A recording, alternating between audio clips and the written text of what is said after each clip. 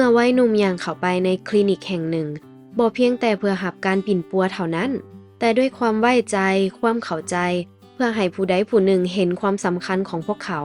มีแพทย์พดุงครรภ์และพนักงานแพทย์หมอที่ได้รับการฝึกอบรมเพื่อให้การบริการที่เป็นมิตรกับวัยหนุ่ม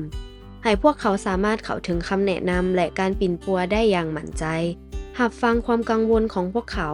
ในสภาพแวดล้อมที่เอื้ออำนวยเหล่านี้วัยหนุ่มสามารถเข้าถึงข้อมูลข่าวสารและการบริการที่พวกเขาต้องการได้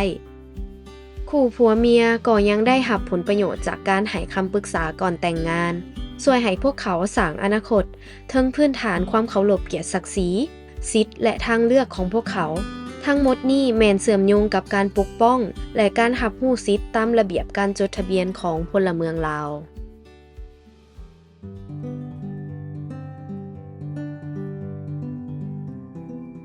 อาสาสมัครสาธารณสุขขันบ้านหรืออสบ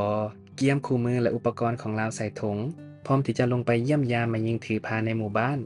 เราได้ให้คำแนะนำอย่างละเอียดเกี่ยวกับการดูแลตัวเองก่อนเกิดลูกโภชนาการของเมย์การดูแลเด็กเกิดใหม่ความรู้เกี่ยวกับการเลี้ยงดูเด็กอ่อนและเด็กน้อยสุขภาพเด็กและวัยหนุ่มโดยใช้บัตรให้คำปรึกษาที่เราได้รับในระหว่างการฝึกอบรมที่ผ่านมาให้กับทุกคนในบ้านเพื่อเข้าถึงผู้ที่อยู่เขตห่างไกลศอกหลีกที่สุดบรรดาอสบก็ได้พยายามเดินทางไปทั่วทุกแห่งเพื่อรับประกันว่าจะบ่มีไผถูกปาดถิ่มไว้ข้างหลังการเคลื่อนไหวในชุมชนแบบนี้ช่วยให้ครอบครัวมีความรู้ทางด้านสุขภาพและได้รับการช่วยเหลือที่พวกเขาต้องการซึ่งมีส่วนในการสร้างระบบสาธารณสุขแบบยืนยงและระบบที่เอาผู้รับบริการเป็นใจกลางเพื่อสุขอยู่ให้ทุกคนมีสุขภาพที่ดีขึ้น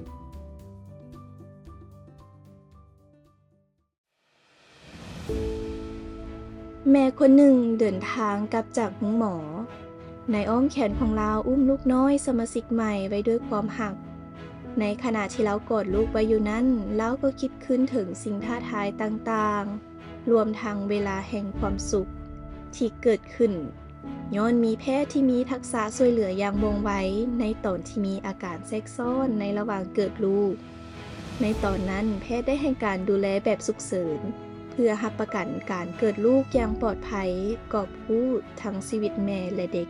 ย้อนแพทย์ได้ผ่านการฝึกอบรมและการสนับสนุนอย่างรอบด้านก็ให้เกิดมีความรู้และทักษะเพื่อปฏิบัติงานในเวลาที่สำคัญที่สุด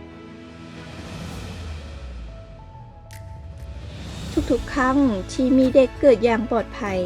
จะเท่ากับระบบสาธารณสุขเข้มแข็งหลายขึ้นเป็นต้นแมนมีนโยบายที่เข้มแข็งแพทย์ก็จะได้รับการฝึกอบรมที่ดีและมีสถานที่บริการสาธารณสุขที่ดีขึ้นเพื่อร่วมมือกันเฮ็ดเวียกเพื่อยกสูง